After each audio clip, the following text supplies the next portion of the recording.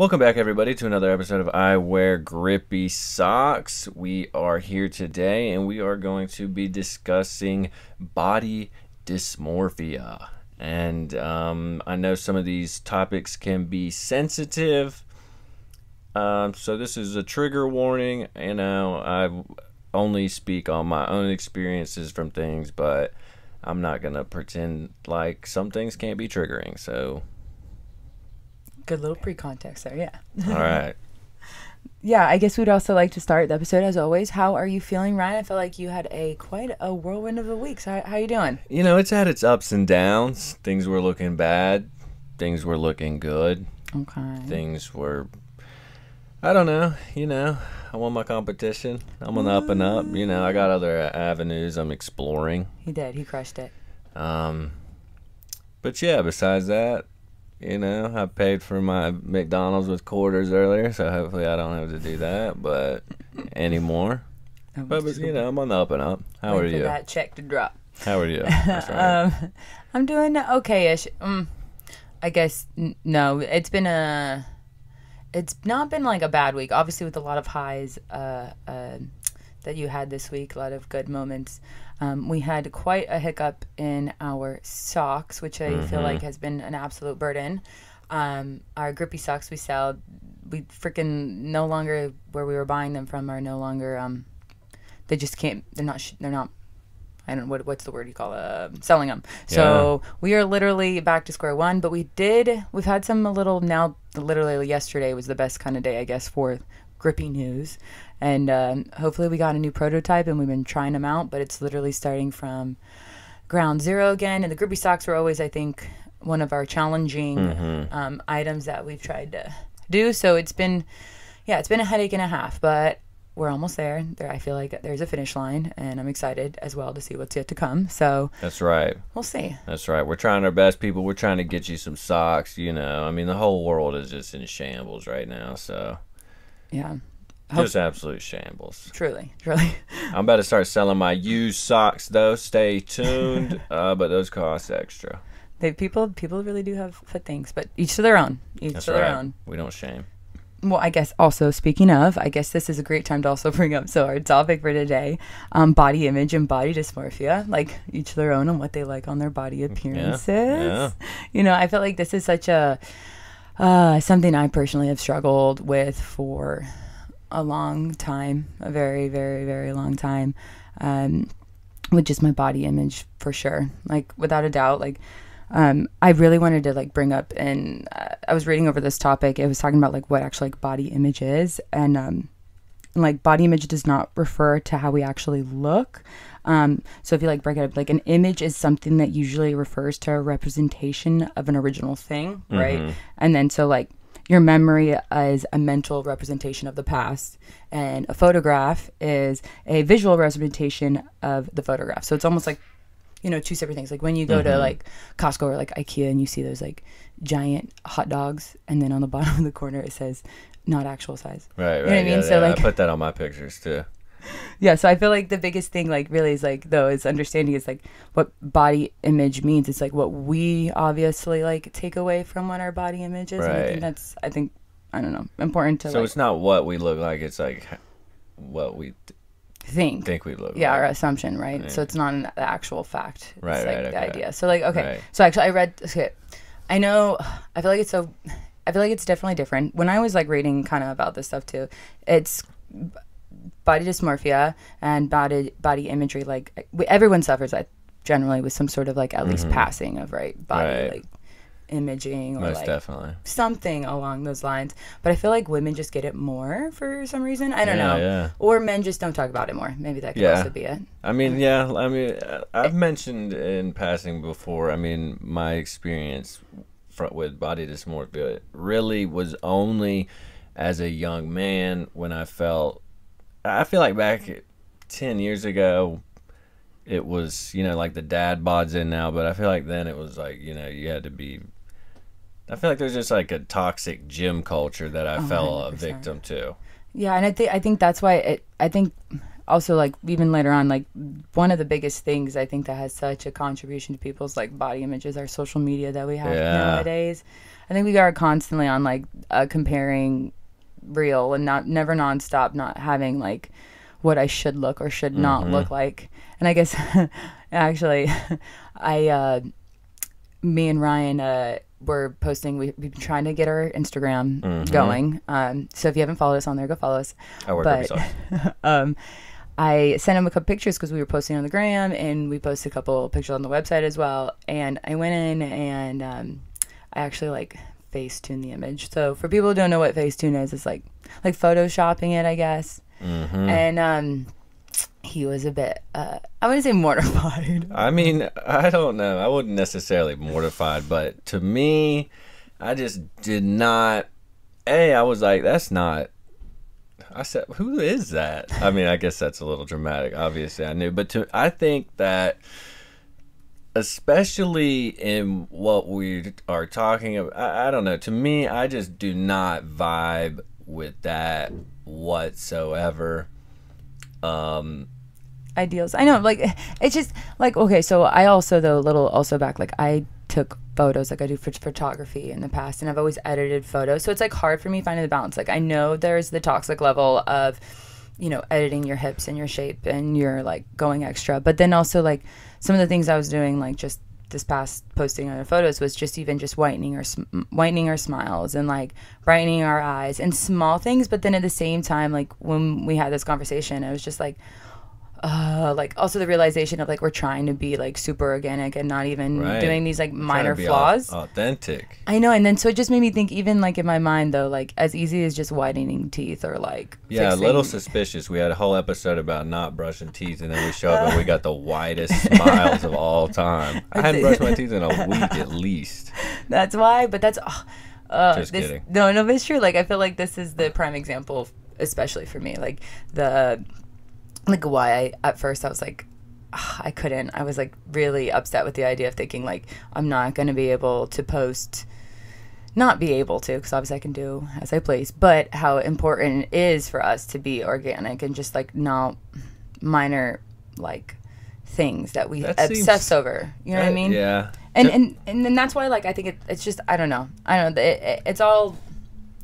I don't know. I think to me that was I wouldn't necessarily say it was like upsetting, and I don't know if it's because I'm a man allegedly, and we use, I don't know, I feel like we don't maybe use as many filters. I don't know, but to me, I've never. I guess maybe the few times I've had pictures like taken, they've edited, but you know, I'm not like. I'm like, this is what I don't want to set an unrealistic expectation for people. You know, I don't want somebody to see a picture of me and then be like, "Oh, that's not what he actually looks like." Yeah, I think that's why. Like, I feel like I've always been. So I went to college with this one girl who really, really would edit her photos. Like, you could 100%. Like the whole like staircase was moving. Yeah, that's sad. And it's tough because I don't know. Like, it's not acceptable, and everyone knows that. Pretty much, a lot of girls out here. I don't want to say. I think there are some men, but obviously I think it's more women for sure that are also editing the photos, and it's just hard because it's like I know we all innerly know we're somewhat all shifting our appearances, but not actually. Speak for yourself. I don't know. Speak for yourself. Well, that's why I use the ring light occasionally. I know that's all you need. That's all you need. That's the. You know what I have a really big problem with? I mean, going back to what I was talking about being like a gym bro or whatever. So when I was 18 years old, I was obviously super skinny growing up. You know how, I mean, I got teased for being skinny, but to me, you know, I don't feel like it really bothered me that incredibly much. But then when I turned 18, I don't know if it was, I started to take steroids. You know, obviously I would take really any kind of substance, and it was weird because like when I was working out, I felt worse about myself than when I was not working out, because I feel like, you know, you just see these people, you see these physiques, you see, and then you don't know, you know, I think it's especially difficult for young men who look up to people who are not honest about being on steroids. Mm-hmm. You know, people are like, they're trying to achieve these physiques that are literally not possible. And it's like, you're never big enough. You're never strong enough. And I think it's weird because people are like, exercise, you know, it's good for depression. I'm like, yeah, until I like feel worse.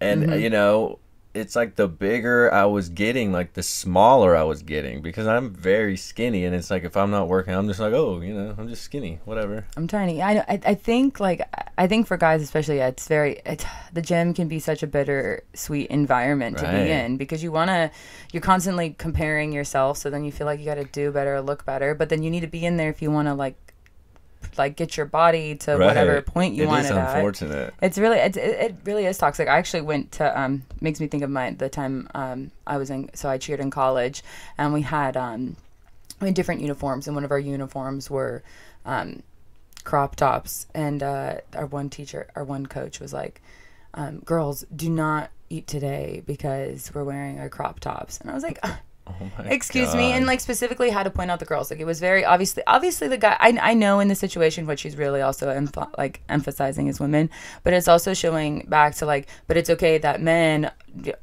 okay, you go have a cheeseburger and some french fries and milkshake. And I think it is a bigger constant pressure to have a specific look. Like my cheer coach was always about very like looking a certain way, and we had to be and I get part of it, sure, but the part of it to me also, though, I know this is probably a whole nother podcast, but you know, cheer to me was a sport, not my image, and I think that 100% like messed up with some like me internally with my like anxiety and like social pressures and how I was supposed to look or like appear was a lot of even her and how I'm, you know, having to look a certain way. And I think it's just, I don't know, body dysmorphia, so body image, like everyone goes through there's waves. Even when you look in the mirror, right? Okay, obviously you can look at, I feel fat today, but I think I've never felt like that. Well, lucky you. Or not, actually not, because you know what? We gotta represent, because is also, please don't trivialize my problems just because they're different than yours. This is true, because you know, you don't know what it's like eating a full tub of ice cream trying to gain weight so you don't get called string bean anymore. You don't know what it's like to take steroids for 6 months straight because you're not big enough. I know, and that's why we do need to talk about the opposite of body shaming. That's right, it's not always about like being, you know, like people get funny when you look, you know, tiny 100%. And that's why we just don't, there's definitely two sides of the body shaming. But I think also we have like our body image that we put up on that we put negatively, and then there's like body dysmorphia disorder specifically. Okay. What is that? Yeah, so like I was looking it up because I'm kind of curious about more like kind of everyone, like we were saying, like social media 100% like taints everyone. So like what's the next level of like what would it be? So like individuals with body dysmorphia disorder often spend significant periods of their time worrying about or elevating a particular aspect of their appearance, and a large amount of time may be spent checking their appearance in the mirror, comparing their appearance with others, and engaging in behaviors designed to try to hide or conceal the area of concern. So like once again, so like I guess that compulsive behavior, and like it gives like a list, right? And I think where most men, you know, like okay, it's like eyes, lips, you know, the whole kind of scars, arms, necks. And so where I kind of want to roll into this also is like, so where maybe men don't get as much like visual, the standard of men's genitalia and the performance of like what's the expectation of men. I think maybe that's where more men suffer with concern of body image. So not necessarily looking at it just like your, you know, beefhead gym, but also like, you know, how many times do people like make fun of specifically, you know, when you're speaking about men and, you know, how grain of rice, the size matters, and the topic about that. And that's complete grade A bullshit, honestly. And I think that's primarily where the men have, I don't know, that I know from hearing from the words on the street, though, I don't know if, you know, having relatable context to that. I can't relate. No, but I'll stand up for the kings out there. Hell yeah, and because that's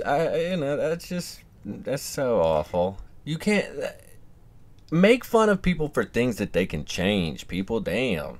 Well, no. If you can't change it, then don't make fun of somebody. I feel like even that statement. Oh, that's not necessarily a great statement. I didn't obviously. I mean, I was sort of joking. I mean, my main point was don't make fun of people for shit they cannot control.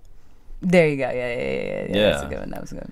Yeah, I know, because it's hard, and that's also like what I think feels like a big part of some, like, with me. So I know like a lot of men talk about their body shaming and they're like specific to their, even though some people might not be in that category. I feel like, especially for me, my body dysmorphia is not just let alone with my body, like my body image. So just like my outward appearance, but I guess more, see, this has like always been one of those like topics that's always just been like, I've definitely, I don't know, like as we're talking about the two, is it just body, like, body image issues, or is it body dysmorphia disorder? Obviously I'm not a psychiatrist. I've never been diagnosed. Right. But, I feel like it's not, it's... I don't know, but I personally, for it's more common for men to obviously struggle. I personally struggle with being confident in the appearance of my vagina. Oh my God, that took me so much to say. Oh, that was like, okay. I don't know. I know a lot of women, and like there's so many statistics out there of like what a vagina is supposed to look like, and like how they all look beautifully unique on their own. Right. Like I get that, but I personally, from a very long time, from my childhood, have been scarred because also men and the mean comments. Yeah, that is true. Yeah. And the mean things people say, yeah. It's not great. I'm going to be honest, when people are saying, "Did you eat roast beef last night?" or degrading comments along any sort of thing. And I know, once again, like maybe I don't know. I've done a lot of thinking, obviously, over the several years of my life. But people don't realize how the words really do like affect such a long term thing. And I think it's part, like, so obviously, like in our other podcasts we've talked about, I've watched also pornography from a younger age and been like more sexually active with myself. And I always thought, actually, part of my like problem was that I had an ugly vagina because I touched myself at a young age. Like for a long time, I thought there was part of that went into it. And like, I shit you not, like I was like cursed, like for touching myself. Right. And I got an ugly vagina. And that was like, it's how, like if you go blind or whatever. No, yeah, exactly. And so because you in it, and so I just feel like, I don't know, and it definitely, I don't know. Obviously, I am happy or doing well in my relationship, and I don't know if that also has like, I do. I'm not going to say I don't. I do 100% know for a fact my insecurities with my vagina have been definitely a big impact on my sex life and my confidence in my sex life. And I literally, like, I can remember like when I was in 8th grade and my first love, and literally I was head over heel for this guy. 8th grade, like, come on, like that's when you're like just in love, right? And I just didn't want to put his hands down my pants. I was just so, I don't know, I was so scared. And people don't talk about it, like body dysmorphia is obviously like a hard topic to talk about, I think, anyway, because a lot of people also think, one, like we were just saying, I know we were not just the weight gain issue, mainly just gaining weight, but not even seen on the aspects of like skinny or other compulsive, other items. And it's just also forgotten a lot amongst like women. I don't know. And there's just such a standard. I remember looking at like so many porn stars and they're having like these like beautiful vaginas, like beautiful. Like, no, I don't even say they're beautiful. All vaginas are beautiful. I'm trying to I got to rework my wording. I mean, and it's kind of upsetting in a sense, because when I hear you talk about these things, I mean, I'm not going to sit here and pretend like I probably have not made that joke. You know, I'm not gonna sit here, and it is upsetting. Oh yeah, especially because that's just not really something I've ever struggled with personally. Yeah. Well, I think it's also that what's upsetting too is like I thought maybe when I got old it was something you joked about when you're younger, right? Because obviously as we're getting older, everyone now the other people you've slept with generally you've slept more than with one person, and you've seen more genitalia, and you're more aware that the adverse genitalia that like literally no one's bits really look 100% exactly the same. And I think they all have their own. I just was scarred though because I swear only like 3 years ago when I was living with another roommate and he made that comment about, oh yeah, she's so pretty, but she's got a roast beef of a vagina, and literally that was like, and it's still relevant. Like it was like that was only like 3 years ago when this gentleman said this. So like yeah, that is I definitely, and to me, yeah, it just seems odd that I don't understand why it would necessarily be an issue. I guess I don't know why. Well, what did you? Why? I guess then asking you too. What did you then when you making those comments in the past? I know some of it is pure like your social whatever, but like what was when this question was asked? Was even before how many like had you been with a lot of women? Because I know yeah, like what was your standpoint like on seeing vagina? Like that's my thing. Like I feel like it was like a thing people said. I don't necessarily remember ever saying it about specifically anyone because like I mean I'm not a doctor. I don't know what it is supposed to look like really. Yeah. So I mean to me they all look similar-ish, you know. I mean I'm not necessarily concerned. You know, I'm not. Yeah, I mean I'm not exactly scoping out the fucking surrounding area. Yeah, I guess you're just, yeah. I don't know. I think it's not definitely discussed like on the women's side. I know a lot of the body dysmorphia is on the male end, but like as a woman, I really thought I was like really fucked up. Like I really did. No, I mean it is interesting to think about, really. I mean, well, that was not a very good way to work. Well, you know what? It's also okay, I don't know if you remember when we were kids and, you know, everyone would talk about, like, purple waffle or whatever. Yeah, and it made it. Yeah, but there you go. And it was, like, all fake freaking, not even a real freaking thing. Mm-hmm. Literally. And how, like, I was also mortified that I was like, oh, my God, like, I'm going to get that. I was so, like, and I think that really has, like, such a long-term effect. I think there's obviously the other social, like, you know, like the way like our body image has affected me as well. Like I won't say like I haven't felt like we were talking about like the social pressures to edit photos and stuff like that, but definitely more like long-term for me has definitely been just my personal women body parts. I don't know. I feel like I don't know how we get better. I don't know how we talk about it more. I remember like feeling so liberated when I shared this Facebook post like a couple years ago about like all different different pictures of like vaginas, and I remember feeling so on Facebook. Yeah, but it was like done in like not like vagina. It wasn't like pictures of vaginas, like diagrams. Not like it was like a painting, but not like a painting. Okay. I don't know, like a tasteful like watercolor. I don't know. Man, Facebook has changed. No, it just felt so good to be like just like me saying like pro woman vagina, whatever your vagina may be. Right. I don't know. I don't know. I'm definitely more curious. I don't know. I just constant once again. The only vagina I've really been up close and personal with has been porn, and that's not really close up and personal. So I would say I don't have any of that. Right. None of that. Like, can you imagine? Like, I remember going to my physician, when I got my first Pap smear. Oh my God, they're terrible. But I was mortified that the doctor was going to say something, and then I got out of the appointment. Wait, what do they do? A Pap smear. They like. What do they do? It's when they swab your I think it's swabbing. Is it swabbing your cervix? They swab in there, swab all the vaginal stuff. They check to see if you have. Why do they call it that? That sounds so gross. I don't know. To me, it sounds like a pap smear. A pap smear. I know it's not. Yeah, they're getting, like, because they're smearing, you know. Oh my god. But they get, you know, see if there's like any cancerous cells, right, or there's all right. that good stuff, or if you're, you know.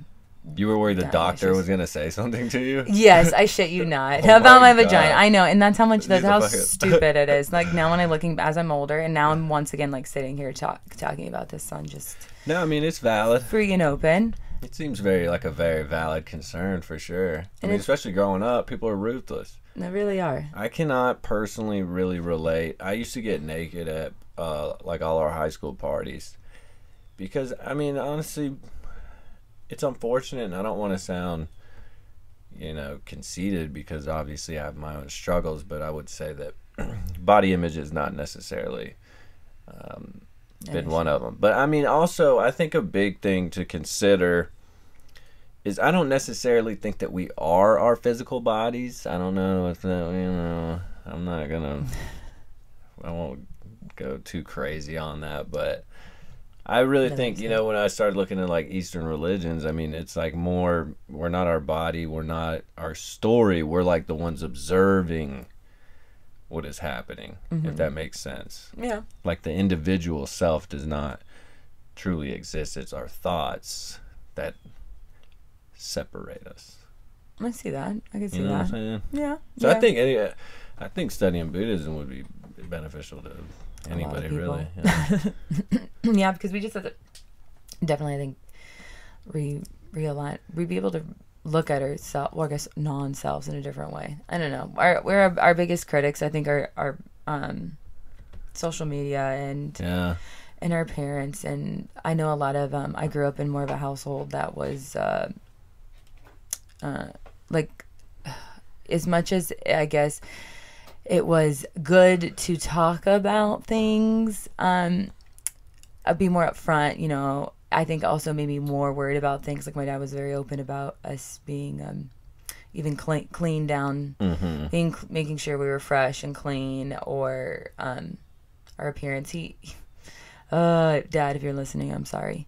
I think it's important to also see, people generally also will, I feel like, put what they're feeling in that time out on others. And so 100%. We're super reflective. And so I think a lot of the time that happened quite a bit with my dad, and sorry, but him just being, you know, the comparing, like, so I have, you know, my sister, and then grew up with my two stepsisters, and they constantly were the comparing of body size and what's the right body size and how should the body size be, and also, you know, like, so that, I don't know, I felt like I definitely had more I don't want to, it's not social pressures, but like pressure to, I guess, in a way, so like, you know, look and appear and be right. I don't know, and I definitely think that has to be connected also in some way or form as well. But I think it's super odd because, like, I feel like in a lot of ways, you know, we're very similar, and then, you know, we discussed before, and it's almost like complete opposites. Yeah. You know, on this, because I've never been shy, really. I'm like, this is my body here. I don't know if it's like a male, you know, female thing, or like, you know, because growing, it's not like my parents, oh, you need to do this, or you're too skinny, or you're too fat, you know, like. Yeah. So I can't imagine what that would do to someone's confidence. Yeah. Yeah, I think there's a lot of, like, I don't know. I know with you, I know we've talked about in the past, you definitely are, and you know it, you lean on the pretty side factor of things. And I think even with body dysmorphia, and even people who are drop dead gorgeous obviously suffer with body dysmorphia. Anyone can with body image issues, whether it be an actual, like, diagnosis or just feeling self-doubt in any way of your body image.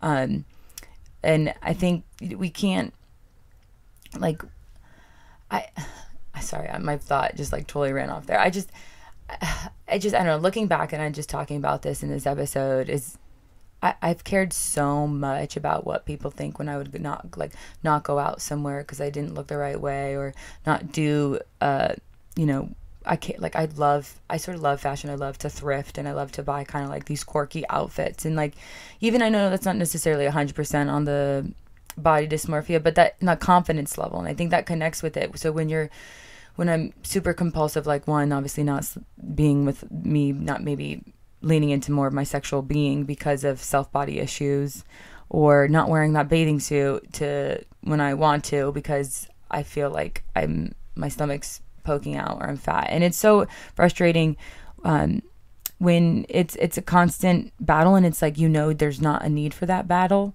right, as well. I think that's part of the, like, another weird thing, like, watching from, I'm like, I don't understand where where it's coming from. Yeah, I know. And I feel like I've definitely always, my other thing is like where I was gonna say is like, I also, in me, and I know we wanted to say before making this episode, is not trying to come off and on any like arrogancy or like right, like big-headedness or right, any whatsoever.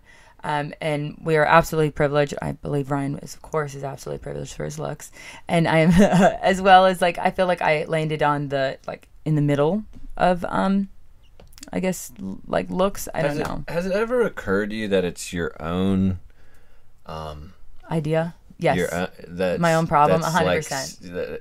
100%. Yeah. I think because also it didn't help after as well when I was doing the social media when I was on the sailboat, like, the one comment that will forever, like, ingrained in my brain, which I know I've brought up in the past, though, is that I needed Jenny Craig's attention. And but there's also been so many, like, oh my God, your body, like there was also so much praise also I've had, but there's also been so much, like, negativity, and I think that's just obviously the world, right? Obviously. I wouldn't necessarily feel like I would say I probably have, like, body image issues physically, besides I think where me personally in the whole, like, if I actually maybe got an actual diagnosis, would be with more specifically, because you generally, like, body dysmorphia disorder specifically on generally one thing, compulsively obsessed. So I would say probably that is it, but there's just so many factors I think that went into, like, making it worse, and the judgment, and, like, it doesn't, I don't know, I'm getting older, I'm learning it doesn't matter, like, you look way better, like you said, like, more people find, you know what I mean, like, you're attractive, like, someone out there finds you attractive, other people, you are someone's, next best thing that they want out there, someone is out there, like, looking for you and has exactly what you want. And I know it's just, I don't know, it's hard being a girl sometimes, specifically. I know guys as well. I believe it. My heart goes out.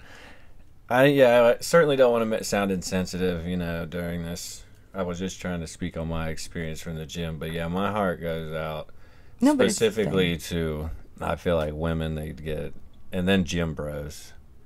Everyone else, the dad bod gang, me, skinny king, we out here just kind of chilling, Yeah, I think it's just hard. It's just everyone. I think it's also being aware, because even with you were saying earlier in the like, I watched a couple of TikToks on, like, body dysmorphia, and one of those girls was saying, it's also realizing that all these other issues, like, anyone can suffer with body dysmorphia, and it's not just one look, like, just right. A weight gain thing. No, it's funny. Actually, I wanted to send you a TikTok because I saw it. It was on my For You page. I guess that my microphone was listening.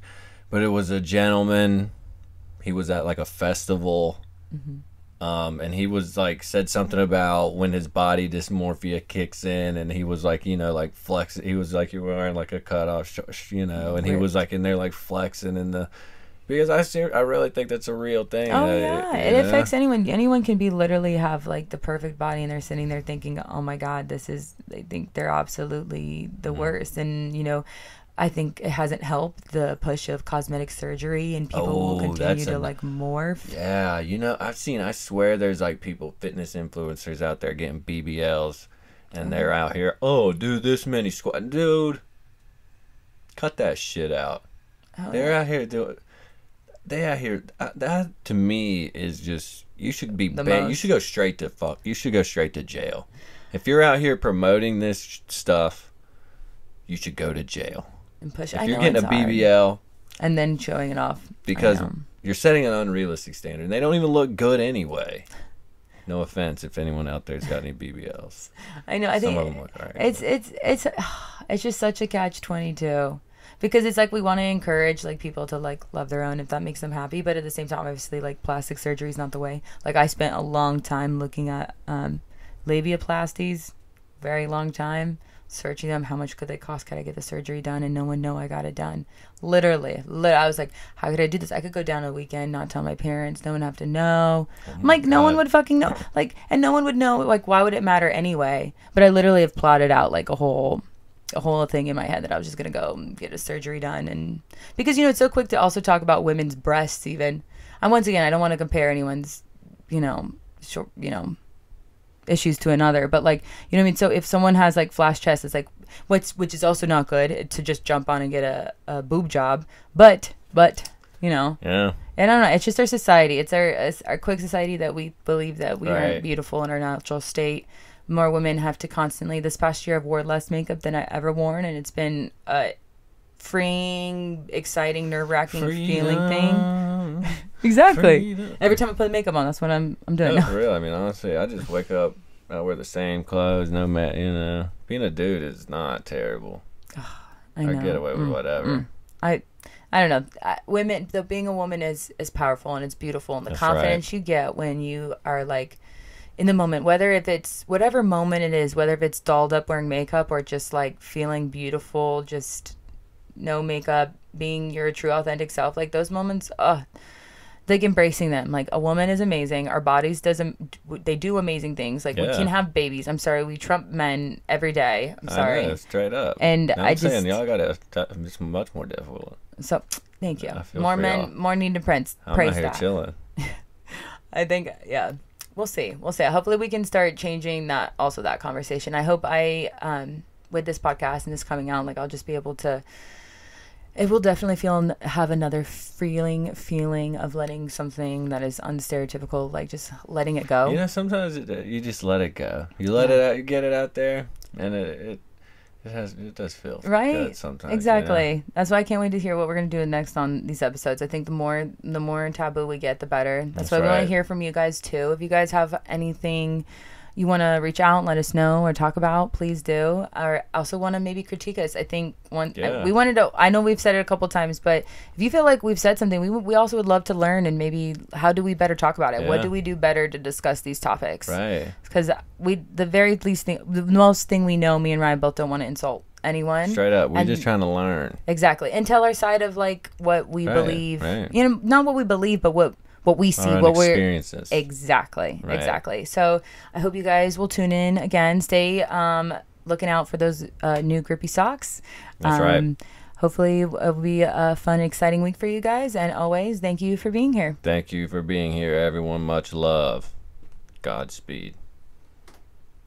Do I clap again? Why not? Do you clap at the end? Do it just for a case. Okay.